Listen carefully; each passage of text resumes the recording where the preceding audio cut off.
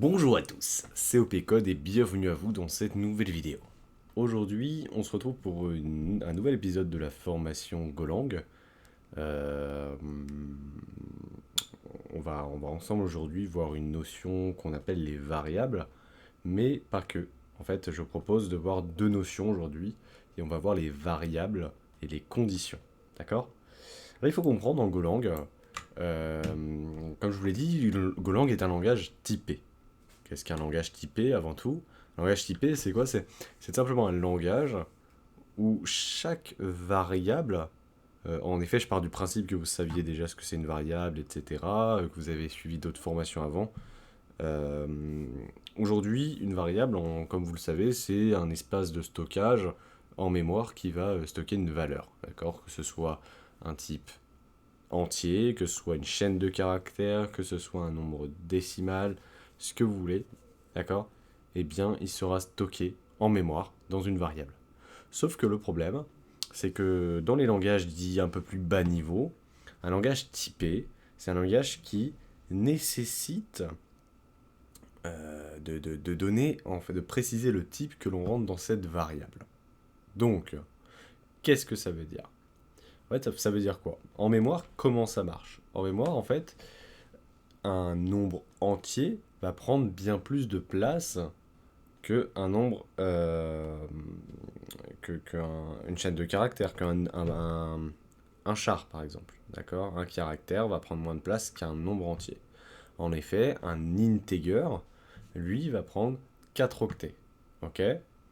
Donc, qu'est-ce que ça veut dire? Ça veut dire qu'en mémoire, l'integer, le type int, va prendre 4 octets. Alors une variable de type char, elle va prendre un octet en mémoire. Donc, ce qui est très important à comprendre. D'accord? Donc, aujourd'hui, on va voir la syntaxe pour initialiser une variable. Et voilà. Donc, c'est parti. Alors, là, on avait notre fameux hello world, hein, lorsqu'on faisait un fmt.println. Voilà, comme je vous le rappelle, si je fais mon petit run, en effet, j'ai mon petit hello world. Voilà. Nous avions vu la dernière fois comment effectuer un hello world. Aujourd'hui, on va ensemble voir comment justement, en fait, afficher une variable. D'accord? Donc, pour ce faire, on va tout simplement utiliser le mot-clé var. Var pour variable. D'accord? Donc var, on va utiliser, on va l'appeler comment? On va l'appeler âge, ou non, c'est name, et ce sera un type string. D'accord? Voilà, nous, la syntaxe c'est var, le nom de la variable et le type. D'accord? Donc, qu'est-ce que ça veut dire? Ça veut dire que ma variable, ce sera un type string. Un type string, en programmation, c'est un type chaîne de caractères. Donc voilà, moi je m'appelle Brighton, nous allons dire je m'appelle Brighton. Ok, pas de point virgule, rien. Et maintenant, je veux afficher ma variable. Pour ce faire, Brighton est contenu dans cette variable. J'affiche le contenu de cette variable. Run. Brighton. Voilà. Donc voilà, c'est tout bête. Maintenant, je vais faire une autre type variable. Je vais appeler âge, qui va être du coup un type int. On va lui mettre 19 ans. D'accord? Brighton a 19 ans. Ok? Donc, oui, là c'est tout à fait normal. C'est là que vous allez en voir un caprice de Golang. C'est qu'en effet, il ne veut pas que je compile name declared but not used. Ok? Pourquoi? Ça veut dire quoi? Ça veut dire que finalement, j'ai déclaré la variable name, mais je ne l'utilise pas. Dans ce genre de cas, si vous souhaitez faire des tests mais vous n'avez pas besoin d'une variable, en Golang, il y a l'espèce de underscore qui veut dire que ça n'équivaut à rien, qu'on ne l'utilisera pas. Donc pour ce faire, la syntaxe c'est ça. Underscore égale à name. Et là, il va comprendre Golang qu'il faut ignorer ça pour le moment. 19. En effet. Donc voilà. Ok. Donc là, on va voir notamment un type float. Donc par exemple, var pi égale 3.14. par exemple. Sauf que là, on a oublié le typage. D'accord.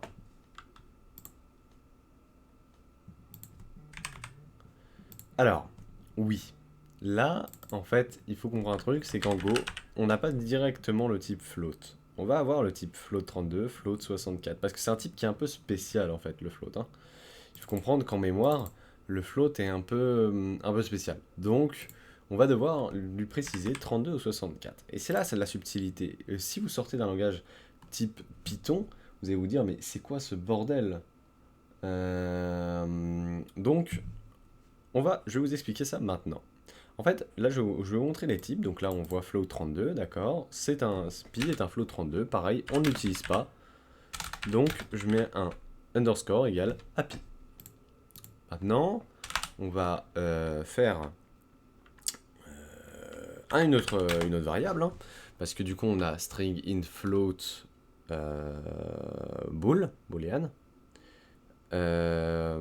Par exemple, is major. D'accord, de type bool égale à true. Voilà. D'accord. Aujourd'hui, je n'utilise pas cette variable. Une variable de type boolean, c'est une variable de type vrai ou faux, true or false. Ok. Donc voilà. Vous allez me dire, il va peut-être y avoir d'autres types, etc. Oui, il y en a d'autres, d'accord. Il faut comprendre qu'en fait, vu que c'est un langage un peu plus bas niveau par rapport aux autres, il va y avoir les types non signés, les types signés, les types, vous allez pouvoir décréter que ce type-là est un type integer 8 bits, que c'est un type unsigned integer 8 bits, etc. C'est ça qui est super intéressant en Golang. Pour de l'optimisation de mémoire, c'est super intéressant. Donc ce qui veut dire que, théoriquement, aujourd'hui, je veux, par défaut, un nombre entier, on a dit, un integer, fait 4 octets en mémoire, a un espace de 4 octets. Sauf que 4 octets, en fait, ça fait quand même relativement beaucoup d'espace, en fait, d'utiliser pour le nombre entier 19, d'accord. Donc moi, je pourrais me dire, bah, ok, pour un octet, on peut aller jusqu'à 256 valeurs. Oui, 256, 255. Ouais, 256. Ok. Donc on peut aller jusqu'à 256. Donc pourquoi pas, tout simplement, pour l'âge, décréter que finalement, déjà, un âge sera forcément positif. On est d'accord, on ne peut pas avoir un âge négatif. Et un type qui est dit unsigned, non signé, c'est un type qui ne peut que être positif. D'accord. Donc, pour ce faire, on va mettre, par défaut, un integer, si vous ne précisez pas uint, votre integer sera signé, ce qui veut dire qu'il peut être négatif, positif, ce que vous voulez. Voilà. Donc là, on va mettre une variable âge qui sera de type uint 8 bits. Parce qu'on n'a pas besoin de plus. Voilà, on peut mettre 19, on peut mettre 19, et c'est fonctionnel. Et d'un point de vue optimisation de la mémoire, il n'y a rien de mieux. Certes, c'est des micro-optimisations, mais dans un langage comme Python, vous pouvez pas le faire. Donc voilà. Voilà. Ça, c'est vraiment pour les variables. Hein, d'accord. Et aujourd'hui, il est possible... maintenant, comment aujourd'hui... Voilà, je vais créer... en fait, tout simplement, je vais créer une variable âge et une variable name de type string égale à Brighton. Ok. Maintenant, aujourd'hui, comment je peux afficher bonjour, je m'appelle Brighton, j'ai 19 ans. D'accord. En fait, on va appeler ça de la concaténation. On va permettre de concaténer des variables dans une chaîne de caractères. Donc, pour ce faire, en Golang, il y a plusieurs manières. Hein, soit bonjour, je m'appelle, et là, vous mettez Brighton, name, excusez-moi, et j'ai, et là, âge. Voilà, c'est une méthode de concaténation. Bonjour, je m'appelle Brighton, et j'ai dit. Mais vous allez me dire, putain, dans un gros texte, ça va être sacrément chaud de faire ça. Ça va être chiant. Donc, en effet, Golang, dans la lib fmt, d'accord, dans le package fmt, on va avoir sprintf, d'accord. Donc, on va utiliser fmt.sprintf. Sprintf, en fait, il va utiliser ce qu'on appelle des formats. D'accord? Donc, bonjour. Aujourd'hui, je vais afficher, je m'appelle %s. %s parce que, alors, %s parce que, en fait, c'est une string que l'on veut afficher. D'accord? Et j'ai en. D'accord? %d pour décimal, c'est-à-dire integer, ok? Donc voilà. Hop, et donc là, on va mettre des virgules et on va concaténer nos variables. Oui, et voilà. Et là, nous avons fait de la concaténation de variables assez facilement. Voilà. Donc ça, c'était en effet pour... c'était pour les variables. D'accord? Mais il faut comprendre un truc. D'accord? Il faut comprendre, c'est que maintenant, si cette variable, je la mets ici. Le type string, hein. D'accord? Donc, ceci, je l'enlève. On va voir ce qui va se passer. Regardez. En effet, ce qui est intéressant à comprendre, c'est que le scope d'une variable de type var, en fait, il va prendre tous les scopes. C'est-à-dire qu'en fait, elle sera disponible n'importe où, si tu la déclares au-dessus de la fonction. D'accord? Donc si tu la déclares là, ce sera une variable de type global. D'accord?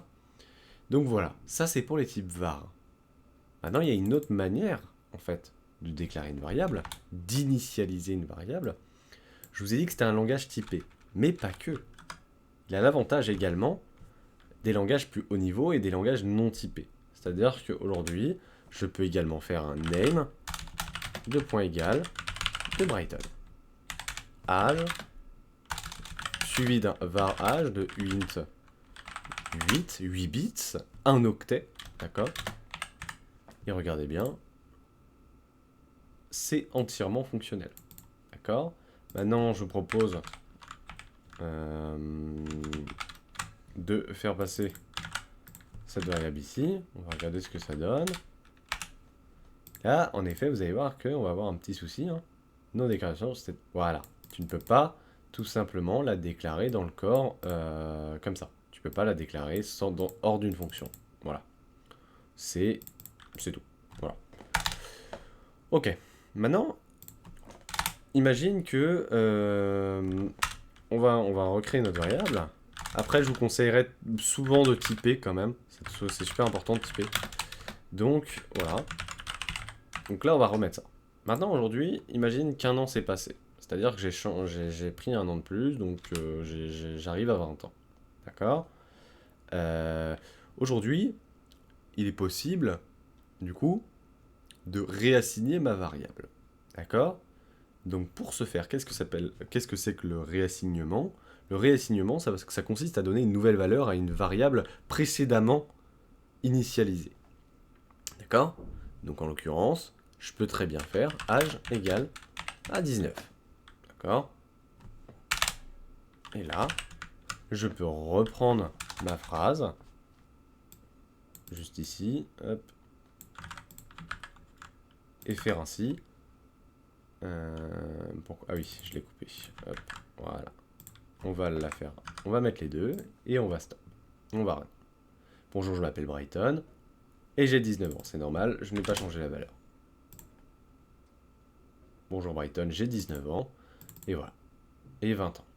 Ok, très bien. Donc on peut réassigner une valeur. Mais pas que.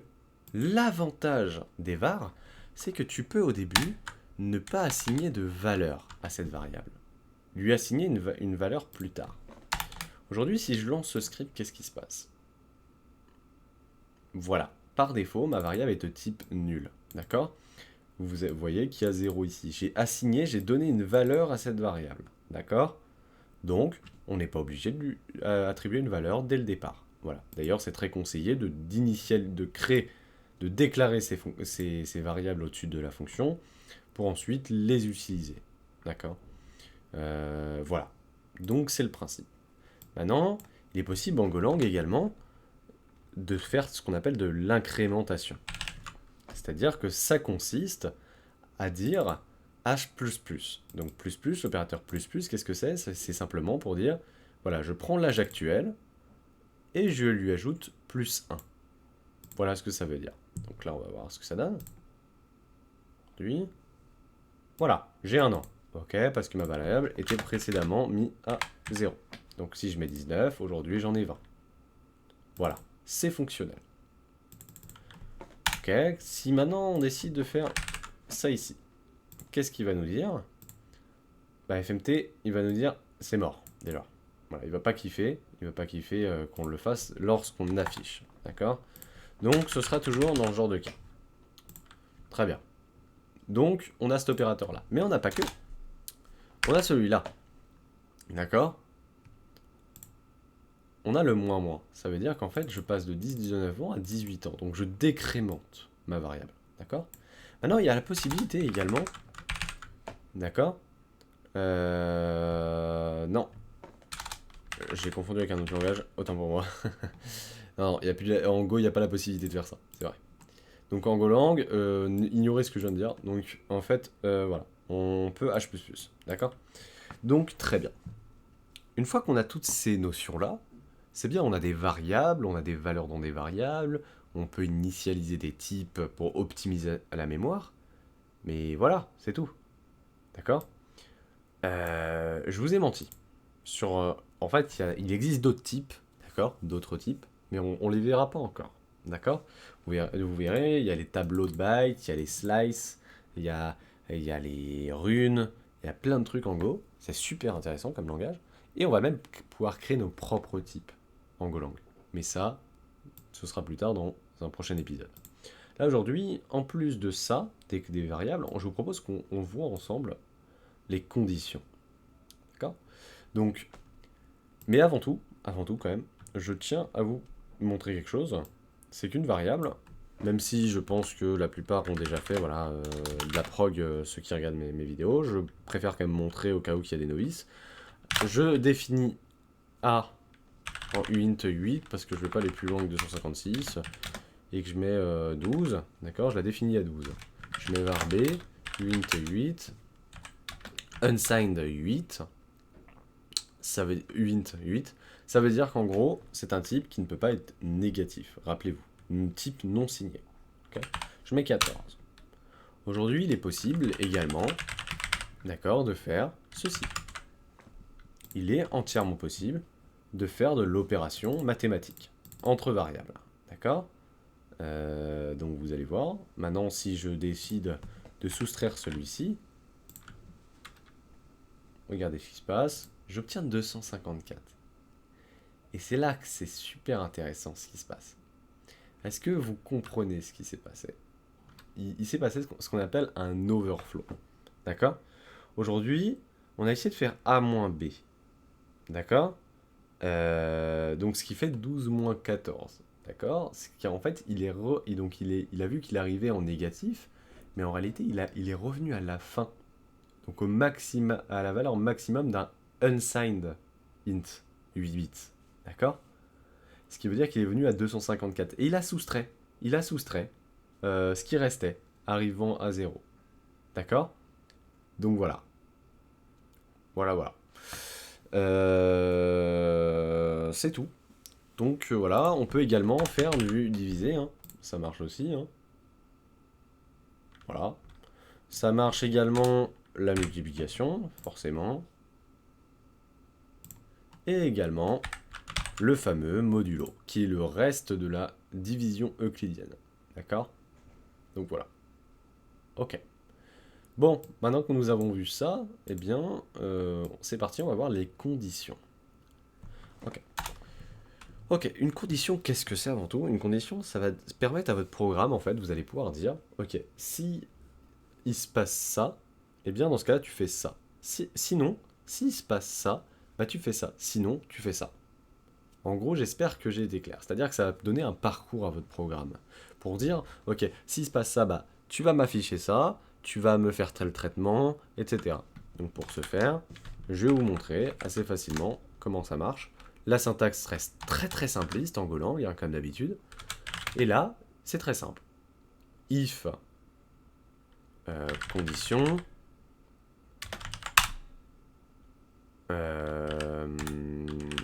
traitement. Voilà. En gros, c'est un peu ça la syntaxe. C'est bête, hein, c'est tout bête, d'accord. Mais c'est juste ça. Voilà. Donc là, aujourd'hui, je vous propose simplement de faire un petit truc en mode... on va déclarer une variable, d'accord, de type name, de type string, excusez-moi. On va la déclarer à Brighton, on va mettre age int 8 égale à 19. Ok, on va dire en gros que si Brighton, d'accord, si l'âge de Brighton est supérieur ou égal à 18, ça veut dire que cette personne, je suis majeur, d'accord. Donc on va essayer de contrôler si cet utilisateur est majeur. If âge est donc supérieur ou égal à 19, donc c'est ce qu'on appelle les opérateurs de conditions, d'accord, des conditions opératoires. Et voilà. Et donc en fait, là on dit quoi? Si l'âge, le contenu de la variable âge est supérieur ou égal à 18, cela veut dire que, en effet, Brighton, bienvenue à toi. Putain, mais je sais pas écrire. À toi. Et là, on va concaténer avec mon... On va concaténer avec le nom de la personne, d'accord.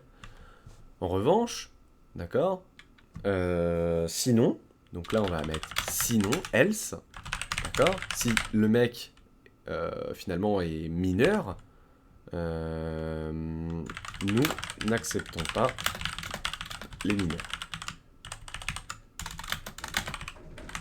Voilà. Nous allons exécuter ce binaire. Et c'est fonctionnel. Bienvenue à toi Brighton. Nous avons fait notre premier programme.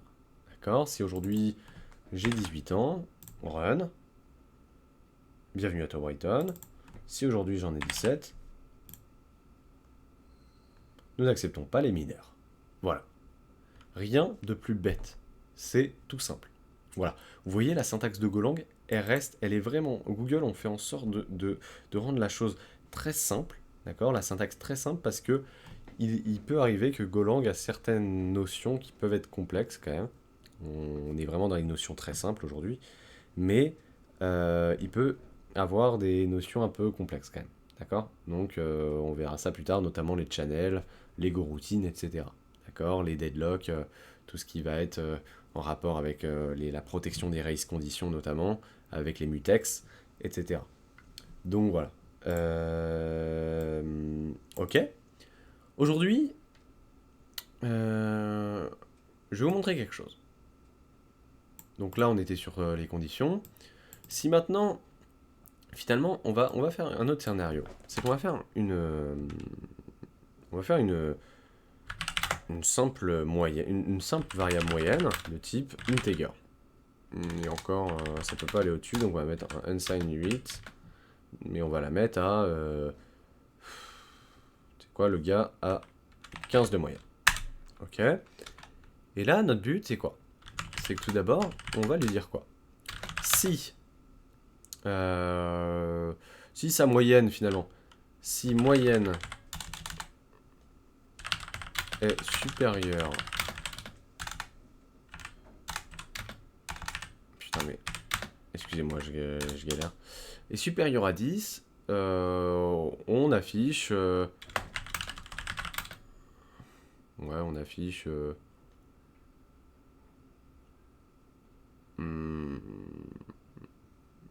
Ou au pire, tout simplement, on va faire quoi? Si sa moyenne est supérieure à 10 et que sa moyenne est inférieure ou égale à 15, eh bien on va lui dire afficher, tu te débrouilles bien. Voilà. Ok. Sinon, si moyenne est inférieure à 10, d'accord, afficher, tu es nul. Sinon, si moyenne est égal à 10. Affiché. Tu as la moyenne. D'accord? Et sinon, dans ce cas-là, on sera vraiment en fait au-dessus de 15. D'accord?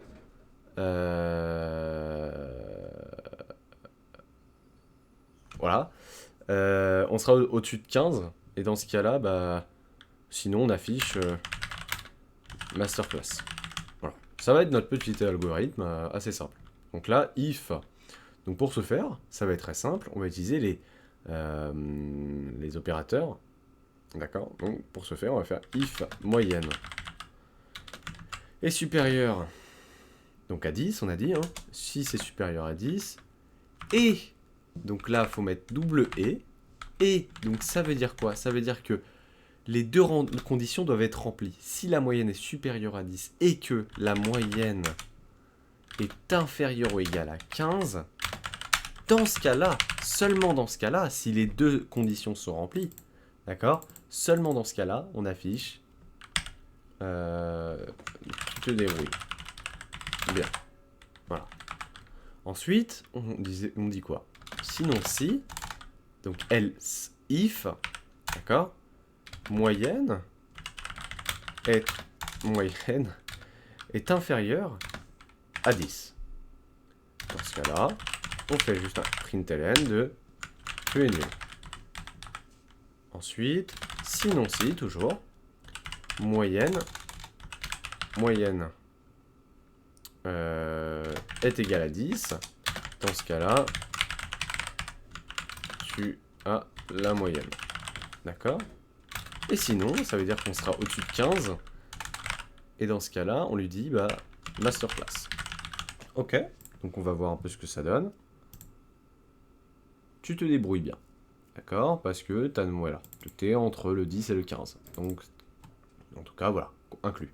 Donc maintenant, si je mets 2, on va me dire quoi? Tu es nul. Ok. Si maintenant je mets 16,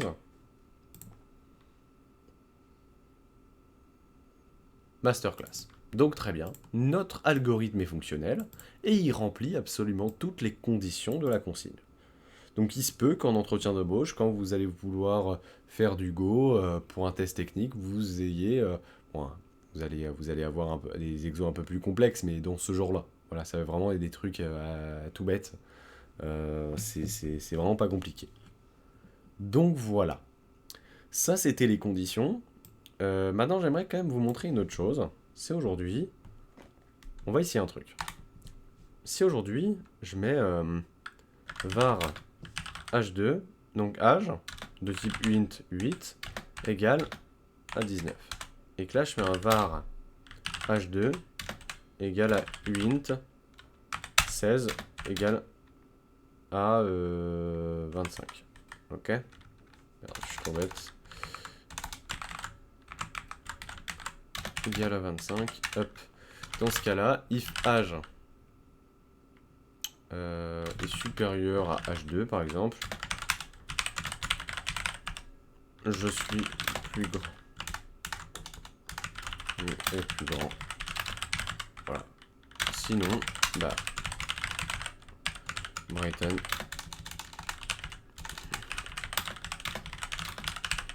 Voilà. Donc là, il me donne une erreur. Pourquoi? Je comprends pas. Eh bien, c'est très simple. En fait, si vous regardez bien la différence entre ces deux valeurs-là, c'est un type différent. C'est-à-dire qu'en fait, aujourd'hui, on essaye de comparer en fait un integer 16 bits, soit 2 octets, et un integer non signé 1 octet, donc 8 bits. Ce qui fait que ce n'est pas possible. D'accord? Parce que la place en mémoire n'est pas le même, donc il y a un vrai problème de comparaison à ce moment-là. Donc qu'est-ce qu'on va faire? On va faire ce qu'on appelle du cast. C'est-à-dire qu'aujourd'hui, on va faire en sorte que pour la condition, l'âge 2, ou l'âge normal, on va le caster en uint 16. Pour ce faire, on va l'entourer de uint 16, du type que vous souhaitez caster. Donc en l'occurrence, je n'ai plus d'erreur. Si je run, Brighton est plus petit. Voilà. En effet, à ce moment-là, il a fait la conversion de âge en type unsigned int 16 bits Et ensuite, il a effectué la comparaison avec notre âge. Et voilà. Donc voilà, en tout cas, j'espère que cette vidéo vous aura plu, les amis. Et puis n'hésitez pas à vous abonner, d'accord? La prochaine vidéo arrive très bientôt. Je suis désolé encore une fois pour mes absences, parce qu'elles sont quand même relativement très récurrentes. Mais voilà, donc j'essaie de faire de mon mieux. En tout cas, merci à tous de me suivre, et je vous souhaite une bonne soirée.